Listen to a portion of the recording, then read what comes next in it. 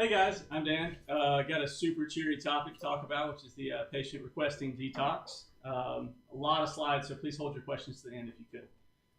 So, got no conflicts of interest. This is a very controversial topic, to be honest. There's a lot of different ways to manage these folks, and I really want to stress that I want you to learn from different attendings. Represent one approach I think is very evidence-based. Please understand that different folks approach this in different ways, and that's the whole point of residency, okay? So, here's the old method.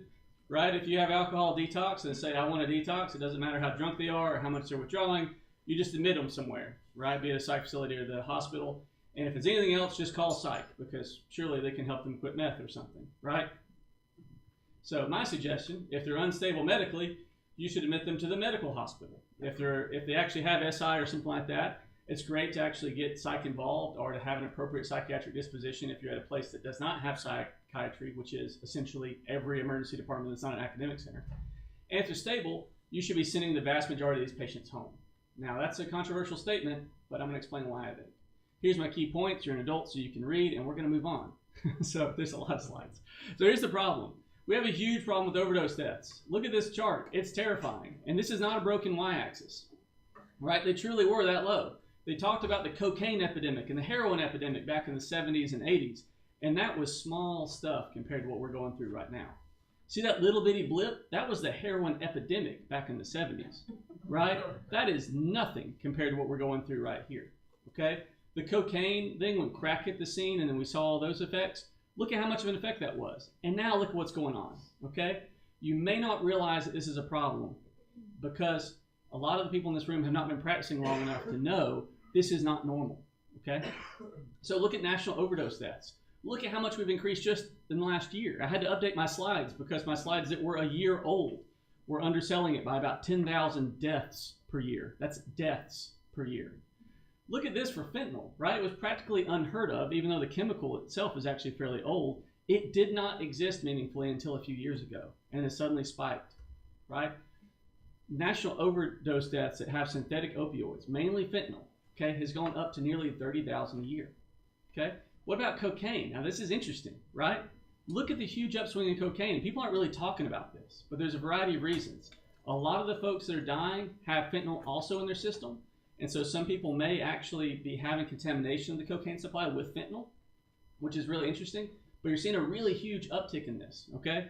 To where we've more or less had a doubling of cocaine deaths in the last 2 years. But the opioid epidemic is so bad, we're not even talking about it, right? So look at these deaths per year. Things like AIDS and homicide and car crashes, things that I really care about, right, are being dwarfed by the number of people that are dying due to overdoses. But wait, it's worse, because that was my old slide.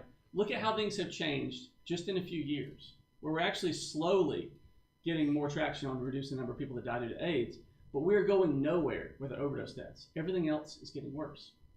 It's so bad that if you combine car crashes, AIDS, and murder all together, more people are dying due to overdoses than all three of those things combined, okay? Every year, more Americans die due to overdoses than all combat deaths for the last 50 years, including the Vietnam War. Every year, okay? There were things like protests and whatnot that happened back in the 60s and 70s due to the Vietnam War, right? Because people were dying. But where are the protests here for this? So it's crazy. Even if you add up all of the deaths, that's every year, all of those deaths, and that's both combat and non-combat military casualties on our side. It's staggering. On top of that, the mortality data is really easy to talk about, but really the true effect of this is not just the dead, but all the other people that are harmed by it. So people that lose their job, people whose relationships end, all the family members of those folks. So you have hundreds of people that are affected for every person that dies, because it's not just those that die, but it's people that get incarcerated, it's the people who lose their job, the people whose families melt down. All those matter too. So I really want to stress that part of what we need to do to prevent this from getting worse is to follow the CDC guidelines, okay? A lot of people really like to preach based on the guidelines. Don't send that person home because it doesn't follow guidelines.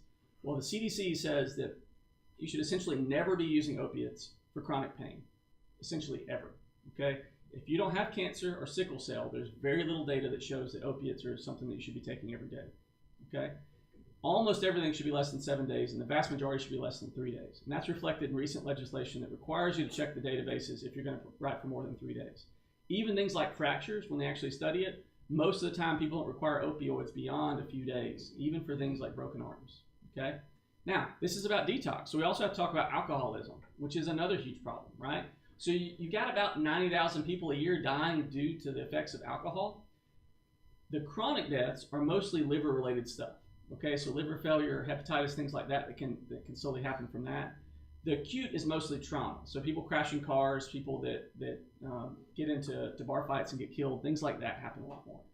There's also a big overlap with other overdoses and suicide. Because if you actually look at the numbers for this, they actually list alcohol as a cause for homicide. It's very messy data for the alcohol problem, okay? So it's not quite as crisp where it's very clear, like, look, they died due to an overdose. They found them with a needle in their arm and they tested positive for fentanyl. Pretty clear that the opioid killed that person. However, with alcohol, it's a lot messier, and it's clearly the case that they're combining this with other stuff. So here's the chunk of those other causes that I looked at that were directly due to alcohol. We actually don't know what % of AIDS cases are actually caused by alcohol, but it's probably considerable due to both unsafe sex practices as well as the fact that IV drug abuse often has people abusing alcohol as well. For homicide, this is kind of interesting. About a third of the folks that actually kill someone are drunk at the time they killed them. And this is drunk driving. This is actually lower than what I thought. Only about 30% of people that die in car crashes are due to a drunk driver.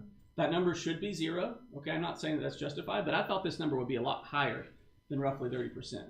And then here's the direct acute overdoses, which goes along with the fact that most people that die from alcohol are not due to, I got drunk that one night and stopped breathing. Most of the deaths of alcohol are actually being caused by other stuff that happens, okay? Such as car crashes, such as other things that are going on, including suicide, which is another thing that makes this a very messy data set.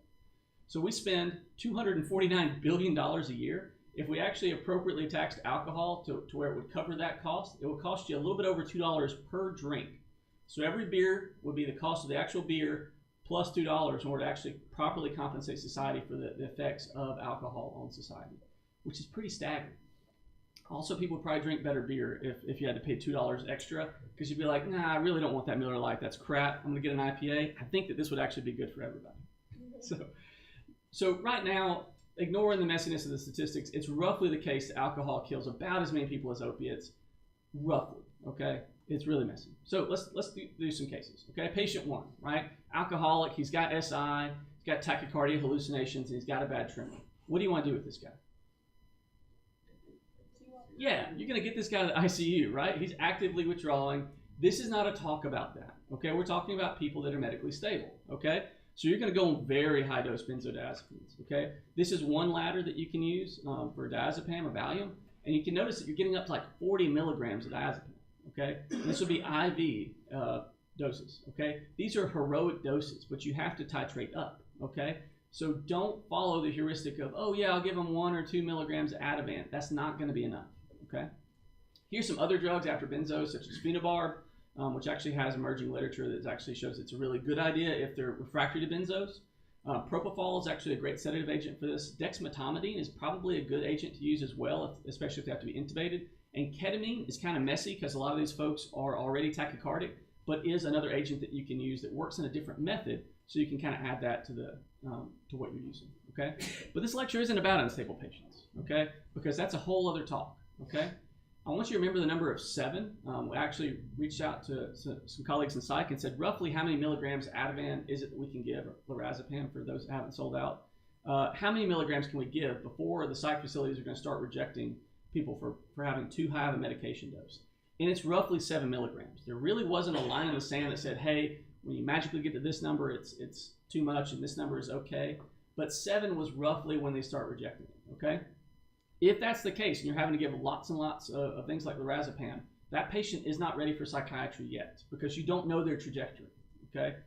If they're requiring 7 in front of you, you have to assume that for the next 2 or 3 days, they're going to require a lot more than 7. And that's frankly going to be more than the resources of a lot of these facilities can take. And it's much safer to actually have them come to a medicine service, okay? Make sure that if you're going to admit this person, that you actually think about a 1013 or 2013 in the chart.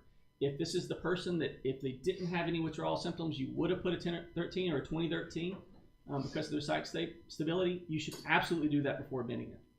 We've had multiple cases where someone got admitted with suicidality in the emergency department. They go upstairs to the ICU. 2 or 3 days later, they finally start feeling better, and they leave AMA in the middle of the night.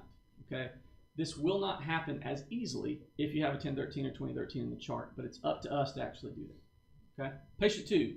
Patient wants help quitting opiates, worried about he's already withdrawing. What can you do to help him? So here's how you're going to diagnose opiate withdrawal. Okay, these are the two symptoms that are most specific but not sensitive. So yawning and lacrimation. Okay, so they yawn a lot and they might see them cry. And you'll actually notice this if you ever push naloxone on people, that very frequently as they're emerging from the rage state that often happens right after you give it, they'll have a lot of yawning. So this is a way that you can identify this is something that's going on. But I want you to start using something called COWS, which is basically SIWA for opiates. It will actually identify how severe their opiate withdrawal is and might actually give you some insight as to where they need to go next, okay? Since we focus so much on SIWA because we have protocols for that, there's slightly different symptoms that you'll see with opiate withdrawal, okay? So here's a myth that we see, that meds are dangerous for the detox. So I want to introduce you to the concept of medication-assisted treatment, okay? What exactly is that? So methadone, for example, is a medicine that has been used to get people off of opioids, right? Now, what is methadone? It's a pure agonist, meaning that this is exactly basically the medical grade version of what they were taking before. So the heroin that they might have been taking before has a very quick onset and it wears off quickly. Methadone is basically just a very long-acting agonist, okay? The problem with methadone is just a pure agonist, you can still get high. So if you were able to prescribe someone methadone and they left the department and then went out and shot up in the parking lot, they would actually be very much in danger because they'll be taking heroin on top of the methadone dose that you gave them before, okay?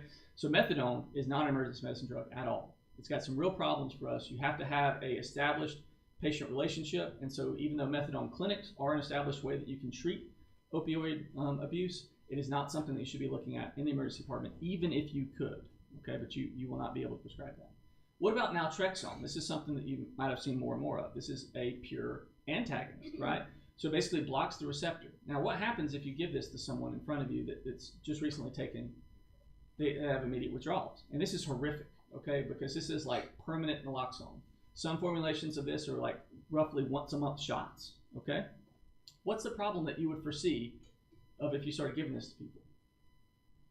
The compliance sucks, right?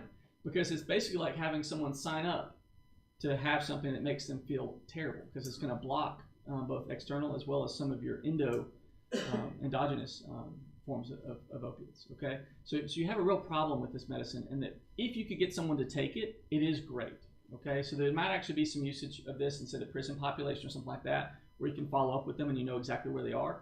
But increasingly, there'll be people that get one dose and then you never see them again because they don't want to come back for the next dose. So again, this is not an emergency medicine drug. They already have withdrawal symptoms. It's not something that's going to help you at all. What about buprenorphine? Okay, so buprenorphine is a partial agonist, meaning that it takes up those receptors, okay, but it does not have either the full withdrawal effect of the naltrexone or the full agonist effects of the methadone, right? It can induce withdrawal. So if someone just took a bunch of morphine or heroin or something like that and you gave them this drug would displace that morphine and it would have at least a mild to moderate amount of withdrawal from that. But it's probably the most evidence-based treatment for opioid abuse that's out there. Let me show you why. It binds the receptor tighter than any of these other agents, yet it has a lower activity. So this is the great taste, less filling component of this drug. And that if you tried to shoot up heroin while on buprenorphine, you probably wouldn't get much of a high because there's such a higher affinity of that buprenorphine to the receptor than whatever you could get on the street. Okay, so it actually has a protective effect. Okay, yet at the same time, it actually does take away those symptoms that the patient wants relief from, and therefore there's actually reasonable compliance to this medicine. Okay, so Suboxone is actually one formulation of this. It's basically buprenorphine plus naloxone. Who knows why they have naloxone in this? So they can't shoot it. They can't shoot it, right? Because if you shoot it, then the naloxone blocks it from getting you high quickly.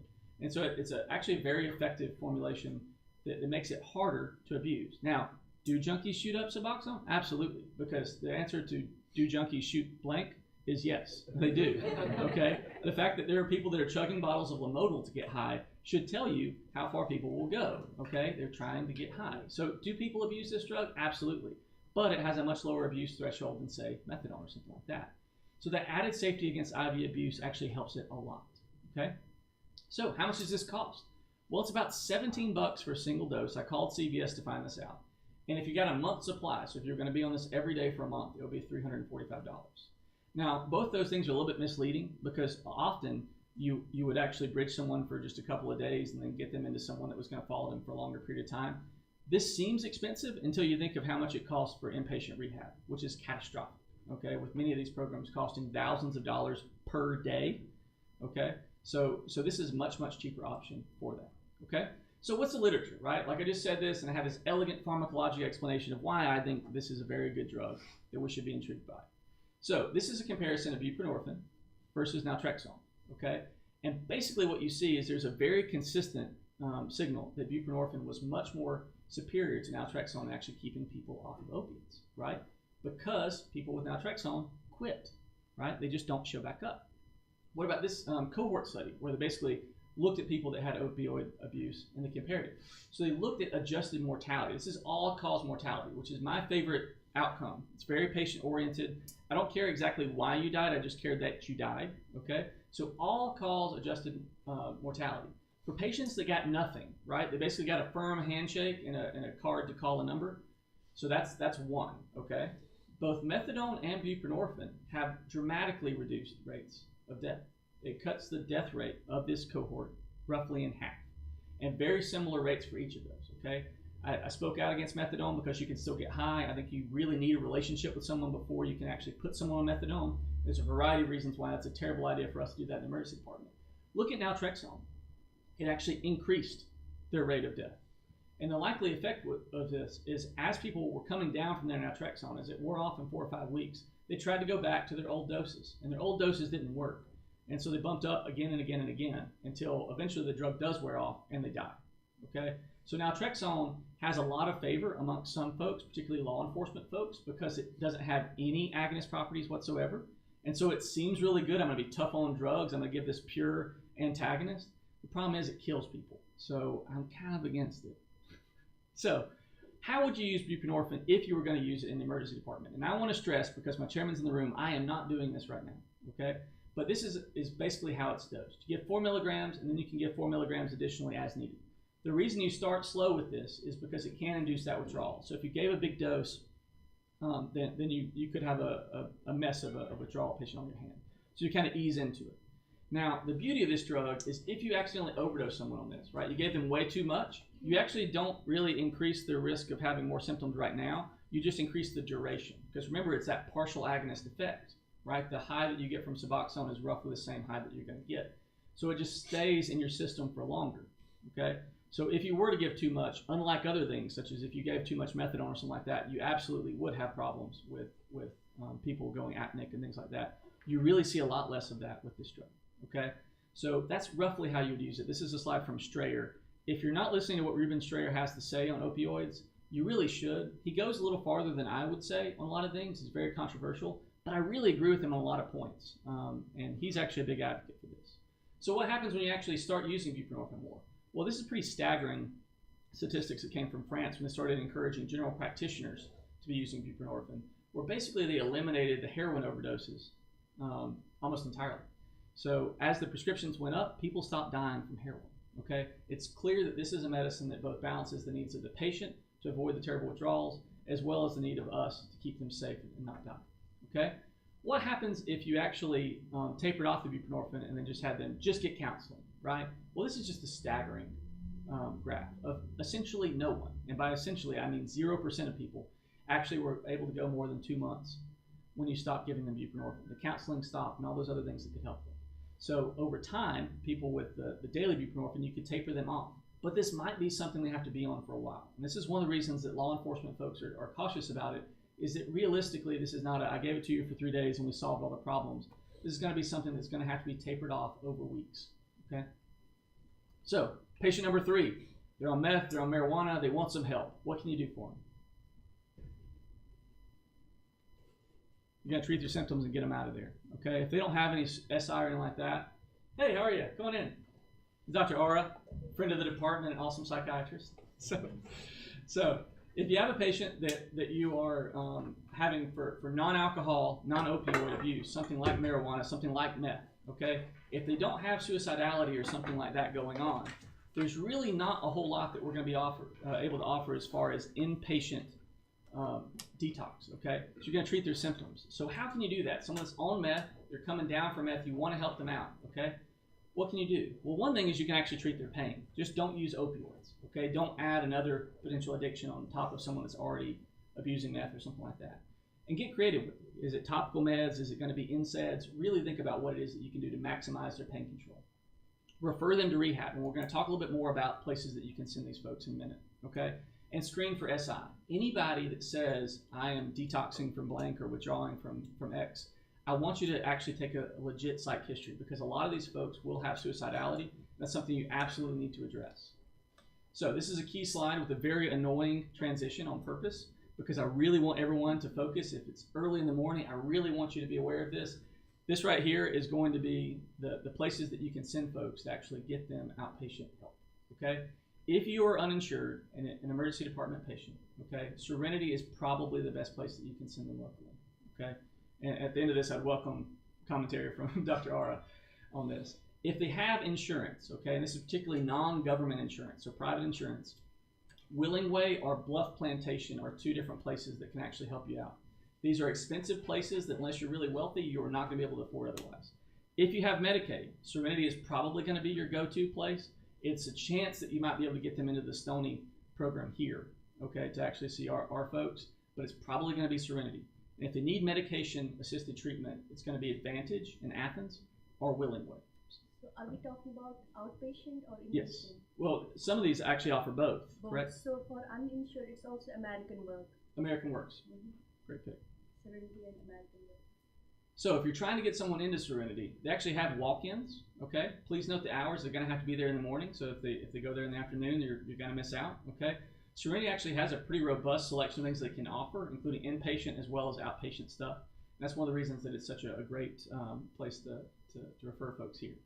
If you're insured, or if you have another way of paying for it, such as really rich parents or something like that might be interested, getting people into Bluff Plantation in Augusta is a place that we have a relationship with. This is a non-medication assisted program, from what I understand, where they focus on non-pharmacologic things, which might be very appropriate for things like meth, where the drugs really don't help, but I would argue is slightly less than perfect for most folks that have alcohol or opioid abuse issues. And Willing Way, all the way out in Statesboro, is actually a place that for insured patients that could get this medication-assisted treatment. If you need medication-assisted treatment, it's really going to be Advantage in Athens and Willing Way are going to be the two main places that I could find in this region that you can actually get these folks help. Okay? Please note, you didn't really need a psych consult to be able to get this done, right? You can actually refer these people directly and cut some time off your disposition. Okay? Again, if they got SI or something else going on, sure, we got colleagues in psychiatry, and I really want to reach out to them for help. But if you don't, and it's just someone that's wanting detox, those are the places that you want to get them to. So, next patient, you got someone requesting detox from alcohol. They're not severe withdrawal yet, but they've got a really concerning history. Okay, they drink a liter of vodka every day because they're on the metric system for some reason, and they just keep drinking that every single day. They've had some symptoms in the past that were kind of withdrawal, but they're not withdrawing yet. What do you want to do? So, yeah, Librium is certainly an option. So first off, you're going to take a really good alcohol history. And this is another one of those things I see lacking from a lot of residents. Basically, hey, you drink a lot. Okay, that's good enough for me. I'm out. But you really have to actually get into the details of exactly how do they drink. Do they ever go several days in a row without drinking, without getting withdrawal symptoms? Have they ever been through DTs in the past or had to get admitted to the hospital in the past because of withdrawal? Okay, how much are they drinking per day? And exactly what time was their last drink? Now, please do not rely too much on their history of reported last drink. If they told me that their last drink was in the parking lot, I believe them, okay? If they tell you that their last drink was 36 hours ago, that may or may not be true, okay? But another thing that you have to think about is what is their access to their next drink if their plan is to keep on drinking? Because you really have to get into the weeds of exactly what are the details of their alcohol abuse and whether they're planning on stopping today or continuing to drink. So the next myth that I'd like to address is that you have to admit everybody that wants to detox from alcohol, okay? So let's look at alcohol detox on inpatient versus outpatient setting, okay? Are there any studies? I can only find one randomized controlled trial for inpatient versus outpatient alcohol detox. They have cohort studies, but only one RCT, okay? And unfortunately, it was all the way back in 1989. on only 164 patients. It's absolutely insane that we have roughly 90,000 people a year dying due to alcoholism, and I can only find one randomized controlled trial telling me where they should actually detox. It's crazy. And that's from 30 years ago, okay? There was no difference at 6 months for long-term outcomes.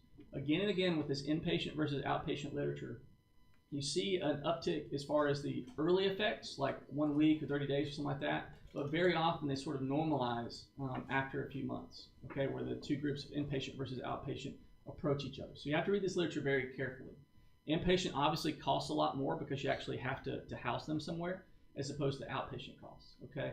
These costs will be very low today, but remember this was 30 years ago, okay? So that no difference at 6 months is really the part that I want to hone in on, which is where you hear some rumblings of inpatient detox isn't really that helpful if they're stable.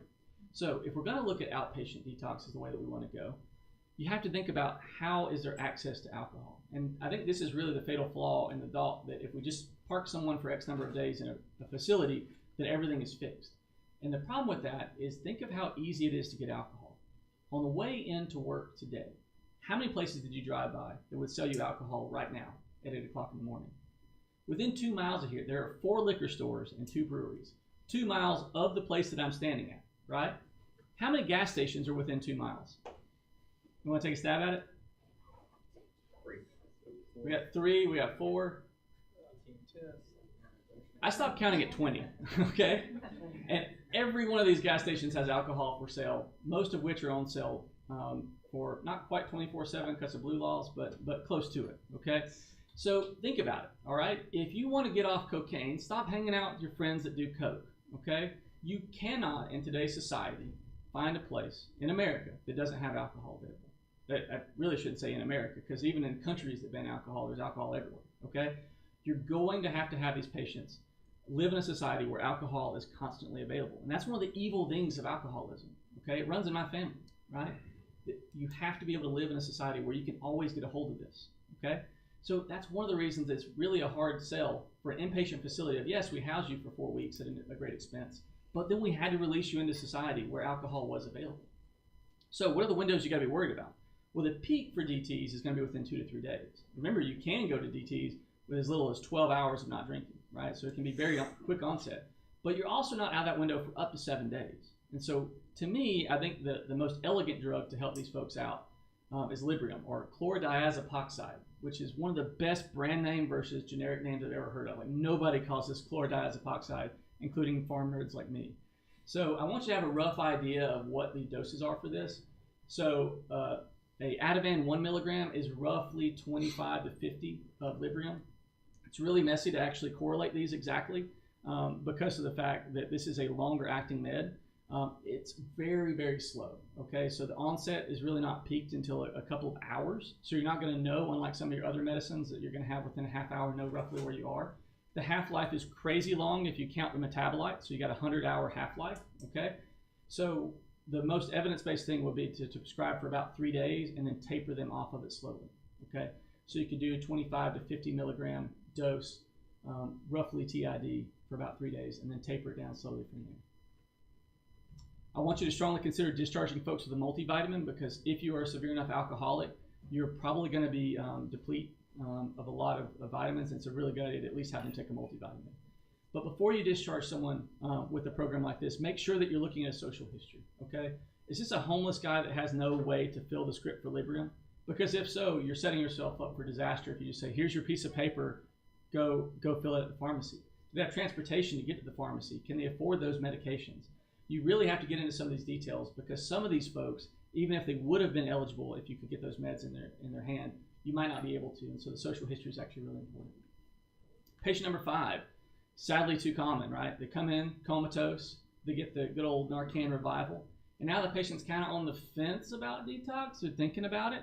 So what can you do? So step 1, you're going to resuscitate this patient, okay? Step 2, you're going to have to screen for SI, because you don't really know if this was a recreational folly where they got a new dealer or something like that. There was more fentanyl than they were used to, because newsflash, all of our heroin now has fentanyl in it. You're going to observe them for X amount of time, where that X is incredibly ill-defined in the literature right now, because we don't know how long you have to watch these folks on fentanyl. I personally watch them for at least an hour or 2 if the person will let me stay, but you can justify keeping them for 4 hours or more. and then you're going to discharge them with naloxone and a referral. So, refresher on the doses for naloxone. If you want to give the kind-friendly dose, it's going to be at 0.04 milligrams or 0.1 milligrams to sort of more gently wake them up. And if you really are suspicious of it, don't stop until you hit double digits, because if they really did take something like carfentanil, which, by the way, we have carfentanil in Augusta now. They've got documented proven cases of it. If they took something like that, you might require 10 milligrams or more of naloxone before you get the revival. But always discharge them with naloxone. What is the preferred discharge of naloxone? What method? Yeah, up the nose, right?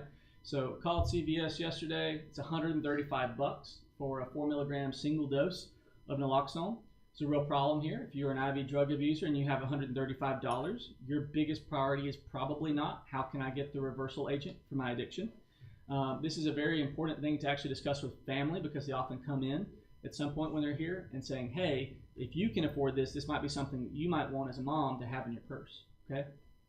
It's actually cheaper at CVS when they have it in stock for the injectable dose, which is actually news. But they've been out of stock for over a week. It's unclear when they're going to get it back, and there have been chronic problems with supplies of naloxone in general. But once they get this back, this is actually a little bit cheaper than the intranasal version. So actually be aware of what you're writing for. Okay. So what about outpatient rehab for this problem? Okay. So let's look at opiate detox, right? How are we looking for RCTs? Again, crappy information, right? We don't have enough randomized controlled trials. Even though we're killing 60,000 people a year with opiates, we don't have very good data. So this old paper, all the way back from 1975, had a whopping 40 patients. There was no difference, but you spent 10 times as much on the inpatient cohort. What about this patient right here? Well, this is the most recent one I could find. Only 68 patients, but again, no difference at 6 months. And part of what we're seeing here, I think, is opiates are so common that it's approaching alcohol availability, where these folks actually have enough sources to get it to where it's a lot more hard to actually screen yourself off from the availability of opiates, because they're everywhere in society. Okay, so for opiate detox, I think outpatient is the way to go. For almost all of these, we don't actually offer inpatient opioid detox for our patients, and so it's not really even an option for us, but keep in mind that outpatient form is going to be important. So there's really not good data that inpatient rehab is actually superior with long-term patient-oriented outcomes anyway, okay? That doesn't mean that you shouldn't care about these folks, okay? What about someone with polysubstance abuse? They're already withdrawing, and you want to reduce their symptoms with some meds. What can you reach for? What are some meds that you might be able to do to taper off their symptoms? Right, so clonidine is probably the one we reach for first. This really doesn't help much with your craving, but it's kind of like tapping the brakes on the autonomic nervous system. That's what I want you to think of this, right? So if they have a lot of tachycardia, if they have hypertension from their withdrawal, the clonidine will take the edge off that. Not make them normal, but take the edge off of it, okay? But it does not fix their craving, okay? It's just going to take the edge off of that, all right? Gabapentin is another drug that is actually showing emergent evidence that is actually a good idea. So the dosing here is going to be a little bit higher than what a lot of you guys are used to, where a lot of studies are showing 1,800 milligrams a day, which would be 600 3 times a day, or at least 900 milligrams a day. Okay, anything lower than that, if you're just giving them 100 milligrams 3 times a day, is probably not sufficient to do anything meaningful to actually help. And there's a little bit of honestly poor quality data that it helps on everything from alcohol to benzos to opiates. It's not entirely clear exactly how this works, but there's emerging evidence that this will actually supplement. So you can actually combine this along with some of the other medically assisted treatments, such as Librium and things like that, to sort of take that off. And so these are in many ways additive on top of the other meds that were there. Okay? Do we have any questions? A lot of times we get patients sent from Serenity for medical clearance. So if we're sending patients to Serenity, do we have to do any sort of medical clearance beforehand? Should we find out we give it to them? How does that work? So I'll tell you that a lot of patients will say they were sent from Serenity for medical clearance, and it's not clear that that's actually what happened. The patient just says that. So probably the first thing you should do is actually pick up the phone and find out from Serenity if that was actually a healthcare provider telling them to come here for medical clearance, or if the patient was told no basically by Serenity and just presented. But I think most of the time when they come from Serenity, they'll be on 1013. Because they are there admitted and then they're sent to MCG for some medical reason, but then they'll be on 1013.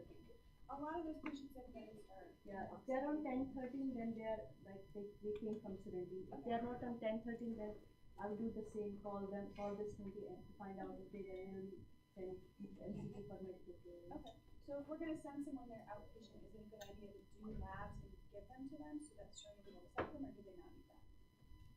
You're going to contact them again in order to get them back to that facility. So that's why I'm reaching out to Serenity to find out if is this a legit transfer or is this the patient just self-presented over here basically and just stated that. Either not necessarily because they're lying, but because they could have been confused about what happened. But they may have also had a very specific concern, like I'm really worried this person has blank issue. And if you don't address that, like, oh, they're coughing, I want to make sure they don't have pneumonia. If you don't address that, that might have been missed by your site clearance labs. So the problem is like Serenity, if they want to like take them inpatient, they would not take them until they are like medically clear from NCG. Okay. That's the problem we're having. So even if they didn't come from Serenity, should we do labs and clear them before we refer them to Serenity? That's what we do. We keep them on 10:30 and do the basic labs, and then we document that patients are medically clear. That's when we call site and we refer them to Serenity as for inpatient. Okay, if they're not 1013able, they You want can just inpatient. discharge them, like if you feel they, you can discharge them without consulting us. You don't need to do labs. So if they're not 1013able, but we want them to go seek out treatment, Outpatient, you can just give them resources. You don't need labs. They just have to go outpatient then. Okay. For inpatient, they have to go from here, like on 10:30. so Or we can't 2030. say, hey, show up there for inpatient. They No, have you to can, be yeah, they have to be on 10:30 or 20:30. But for outpatient, you can give them resources, tell them that it's a free clinic from Monday to Thursday, then from 8 to 11. Okay, thank you. For like the Bluff Plantation and Willing Way and those kind of rehab facilities, do we have to do anything like referral wise from our department? Because I've had patients that have showed up that have said like, oh, I didn't think I could get into somewhere like that without like a doctor sending me, and I didn't really think. Can't we just give them the resources and they can go, so they can basically check themselves in? Yeah, they have to call the Bluff and get an appointment. Okay. Yeah, and So they just have to call them, and then do we have to send any kind of medical clearance, or will they do that there? Okay. So that's where like understanding what it is you're asking for when you consult psych. Like if they were sent from Serenity, they said, hey, make sure they're medically okay, and we'll take them back because they're already on 1013. There's very little psych is actually adding there. You can actually just directly send. Same with Bluff. You're like, hey, I think in the next few days you should be at Bluff. That's fine. Like there's very little value added of actually getting that consult if you've got that plan and they can actually follow it up. Is there a particular reason we never use buprenorphine for acute pain for outpatient script really? I mean, remember 10, 15 years ago, you know. The number one reason that we don't do it is you have to have a waiver to be able to prescribe it. Okay. So this is very legally dicey, and so I'm going to have some caution here. You can give it as an inpatient dose, but you cannot prescribe it without 8 hours of training. And it's crazy to me that I could write for 200 tabs of Percocet, but I can't prescribe for 3 days of buprenorphine, but that is the current law. And then for first year, we can only like prescribe it for 30 patients, even with that training. And after 1 year, we can do more than 30. It's crazy. Yeah. And so with that, if you want to hang out for a Q&A, we've got a few minutes until the next lecture, but unfortunately that's my time. So thank y'all very much.